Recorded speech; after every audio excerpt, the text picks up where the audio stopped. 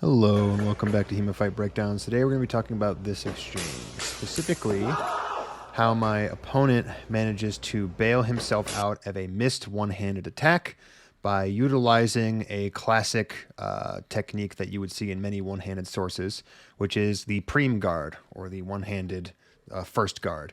You see this a lot in treatises like Saber and Rapier, and in this particular case, it saved my opponent from missing a one-handed cut and set up a very nice body cut in the afterblow.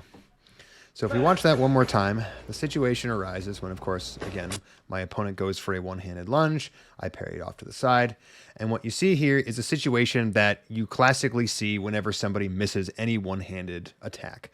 The person with both hands on their sword is under an obligation to basically charge you down and throw the biggest attack that they possibly can, in a hope that you can't get both of your hands back on your sword fast enough to defend yourself.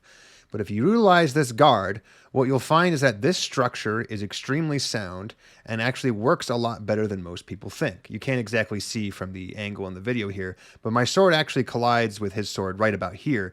And just the fact that my opponent only had one arm on his sword didn't matter and took away all of the momentum of my strike. And it sort of offhandedly touches him maybe a little bit there. But as this follow-up comes around, my overcommitment to trying to capitalize on my opponent's lack of defense ended up working against me.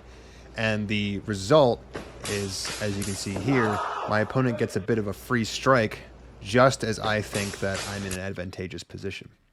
So if you want to try this out yourself, or you find that you're a person who throws a lot of one-handed cuts, my advice is anytime one of your one-handed cuts or thrusts or whatever they might be is parried, even if it's a Geistling, throw up this one-handed preem parry. You're going to find that 8 times out of 10, your opponent is going to throw an attack into the one place that they feel they're most comfortable throwing. And if they're right-handed, like I am, they're going to attack either this high opening or this low opening. And this preem guard here defends both of them. So it's always worth throwing up, and it's always worth putting there so long as you know what your opponent is going to do. And if you miss a one-handed attack, you can pretty easily guess what your opponent is going to do. In this case, charge you down and try to strike you.